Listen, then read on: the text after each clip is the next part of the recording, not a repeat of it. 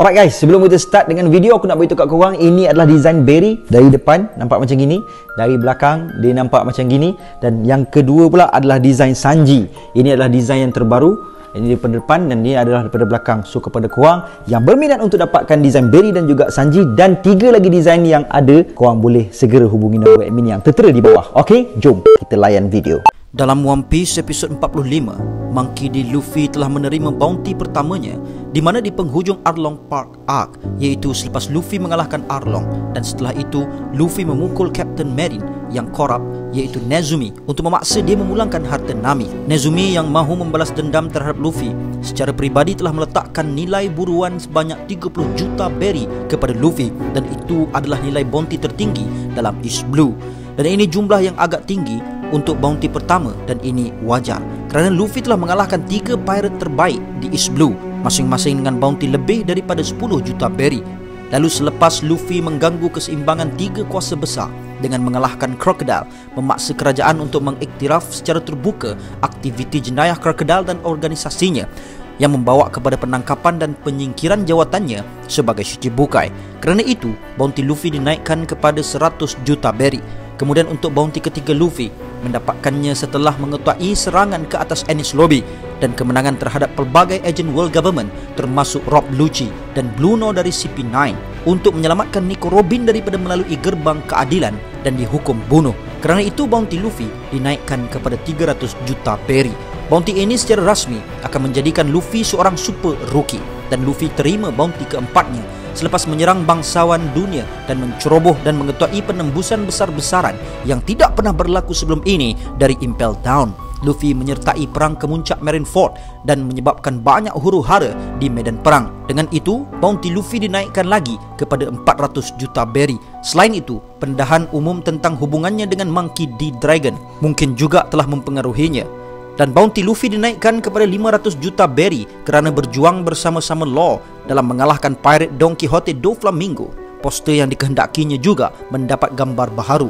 Lalu Luffy mendapatkan bounty ke-6-nya setelah diiktiraf sebagai adik angkat kepada komander kedua Revolutionary Army dan ketua armada besar topi jerami, dan juga mencetuskan peristiwa di Pulau Whole Cake Island untuk mengalahkan Charlotte Cracker dan Charlotte Katakuri. Kerana itu bounty-nya dinaikkan lagi kepada 1.5 billion berry. Dan bounty ke-7 dan yang terkini yang Luffy terima adalah setelah Arc Wano, kerana menjadikan negara Wano sebagai salah satu wilayahnya, disebabkan Luffy lah yang telah mengetuai serangan ke atas Onigashima dan penglibatannya dalam mengalahkan Yonko Charlotte Linlin dan Kaido, dan kebangkitan Gomu Gomu Nomi yang mendedahkan Luffy adalah seorang Joy Boy yang merupakan The Warrior of Liberation dan juga digelar The Sun God Neko. Kerana itu bounty-nya dinaikkan lagi kepada 3 billion berry, dan sekaligus Luffy diiktiraf secara rasmi sebagai salah seorang daripada 4 Yonko era baharu. Walaupun jumlah 3 billion berry bounty yang diterima Luffy ini tidak memberikan kepuasan kepada setiap fans One Piece, tapi ternyata jika kita kaji lebih mendalam, sekarang kita boleh tahu kenapa itu adalah harga bounty yang cukup sesuai untuk our Joy Boy. Jadi jom sekarang kita anggarkan berapa banyak nilai bounty Luffy yang akan dinaikkan setelah Arc Egghead Island ini tamat, atau lebih tepatnya setelah Luffy keluar dari Egghead Island ini. Kuzu, ya rodomo. Sebelum kita bahas dengan lebih detail, tadi aku ada mengatakan yang sekarang kita dah sepatutnya sudah boleh tahu alasan utama kenapa bounty 3 billion berry itu adalah bounty yang sesuai dengan Luffy.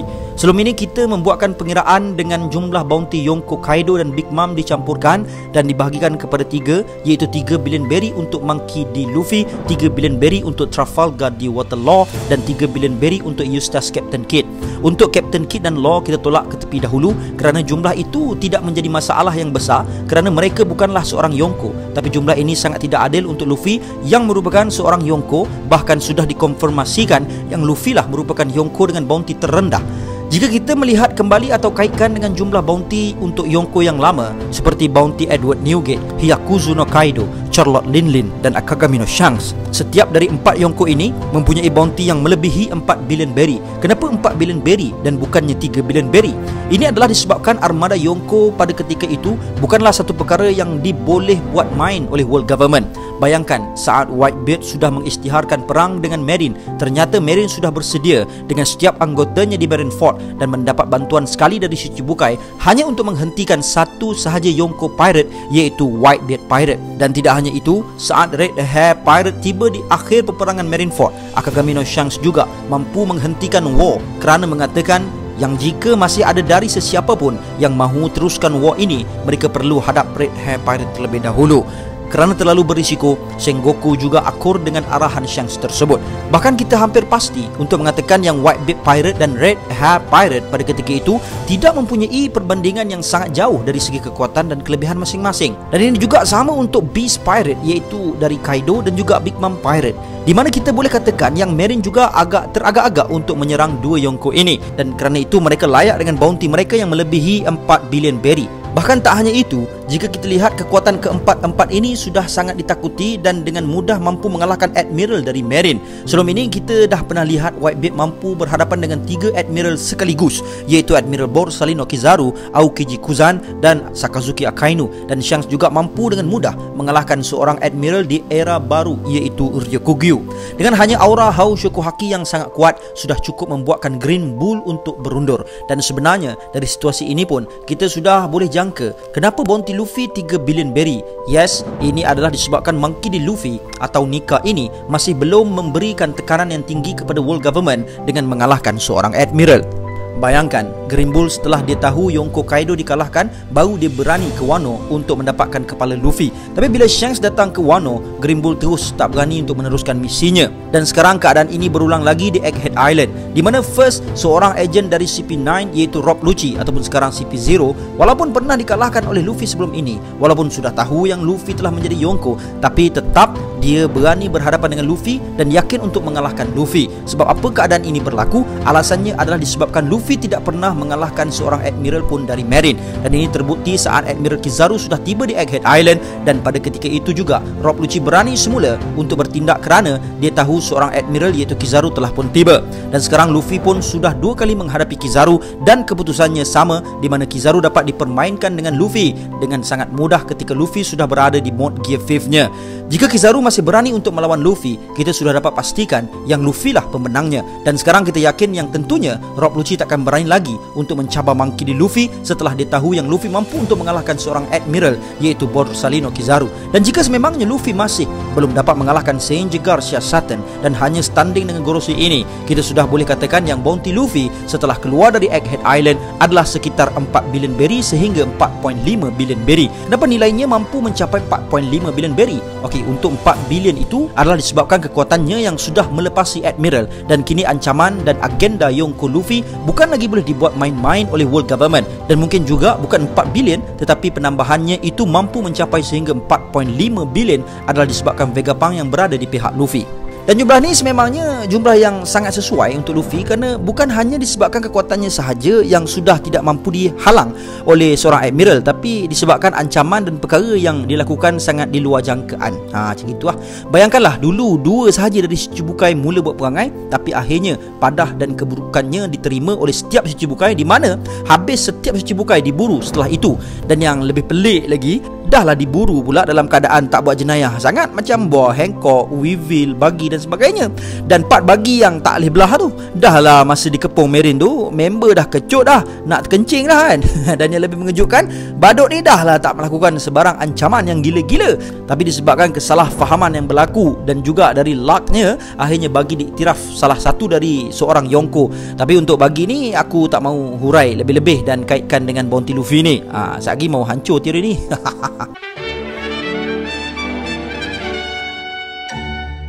Berita gembira buat para penuntut ilmu. Kumpulan Muzakarah Kitab akan menganjurkan Carnival Webinar Ramadan bagi meraihkan bulan yang penuh berkah. Carnival Webinar kali ini menampilkan barisan panel yang berpengalaman dalam bidang keilmuan masing-masing. Antara panel dan pengisian yang akan dibincangkan terbahagi kepada sebelum dan ketika Ramadan. Aktivitinya adalah seperti berikut. Carnival Webinar ini adalah percuma dan terbuka kepada semua. Sila klik di ruangan description untuk keterangan lanjut. Jom guys, kita join ramai-ramai.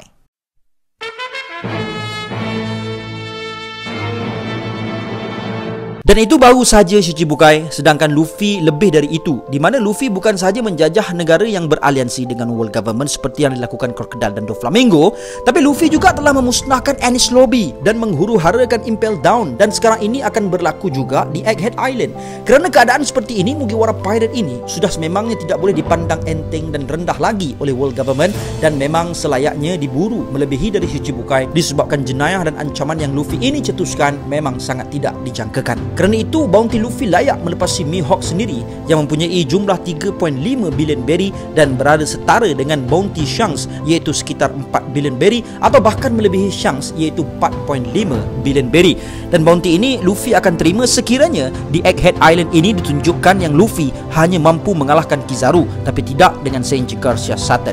Dan jika salah seorang Gorosei iaitu Satan dikalahkan oleh Luffy, maka bounty Luffy bakal melebihi nilai bounty yang pernah dipegang oleh Whitebeard maupun Goldie Roger. Kerana setelah Sanji Garcia berjaya dikalahkan oleh Luffy, bounty Luffy sepatutnya mencapai 5 bilion berry minimum sehingga 5.6 bilion berry maksimum. Ini adalah anggaran yang sesuai dengan Luffy setelah mengalahkan Satan. Ini adalah disebabkan Luffy bukan lagi hanya mengalahkan seorang Commander Yonko maupun Yonko, dan ini bukannya Admiral maupun Fleet Admiral, tapi orang yang mungkin sahaja Luffy kalahkan ini adalah Sanji Garcia Satan yang merupakan salah satu orang tertinggi dalam World Government iaitu Gorosei. Bahkan Whitebeard dulu pun walaupun sangat ditakuti tapi taklah membuat jenayah sehingga mengalahkan seorang dari Gorosei. Tapi Luffy ini sudah di tahap lain kerana ini bukan lagi melibatkan jenayah hanya dengan Marine, tapi ini sehinggakan seorang Gorosei sendiri turun tangan untuk menghentikan Vegapunk dan apa yang sedang Luffy lakukan saat ini. Bahkan saat zaman Roger pun tidak pernah lagi seorang Gorosei pun turun padang. Tapi mungkin salah satu alasan Gorosei ini tak campur tangan pada zaman Whitebeard dan Roger adalah disebabkan kekuatan yang ada pada dua orang ini memang sangat mengerikan. Dan alasan kukuh lain untuk mengatakan yang Luffy bakal mempunyai bounty yang melebihi Roger dan mencapai 5.6 bilion berry adalah disebabkan berkaitan dengan Monkey D. Dragon iaitu ayahnya sendiri. Kita tahu yang Dragon telah dilabel sebagai the world's worst criminal ataupun the most wanted person in the world, dan sehingga sekarang kita masih belum didedahkan dengan bounty sebenar dari Dragon. Tapi gelarannya mungkin bounty Dragon ini setara dengan Roger maupun lebih dari itu. Kenapa aku mengatakan setara? Ini adalah disebabkan kita juga masih belum tahu sejak bila title ini dilabel pada Monkey D. Dragon, dan mungkin sebelum Dragon, Goldie Roger lah the world worst criminal ataupun the most wanted person in the world itu. Namun setelah kematian Roger, barulah gelaran itu berpindah kepada Dragon pula. Kenapa kita dapat yakin yang gelaran ini juga mungkin dipegang oleh Roger? Adalah disebabkan Roger sudah pun menjadi Pirate King dan mampu mendapatkan harta One Piece itu sendiri, dan itu adalah satu pencapaian yang tiada seorang pun mampu melakukannya melainkan Roger dengan sokongan krunya. Dan kita kembali semula ke Dragon di mana dia adalah the most wanted person, dan kerana ini mungkin bounty-nya setara bahkan melebihi Roger. Dan apa yang Dragon buat sehingga ke tahap macam ini? Dari apa yang sudah kita tahu, Dragon telah menyebarkan propagandanya. Itu pun hanya 8 buah negara sahaja yang join secara officialnya, dan jika kita tolak Lulusia Kingdom yang baru saja dilenyapkan oleh Im Usama, maka tinggal lagi 7 secara officialnya.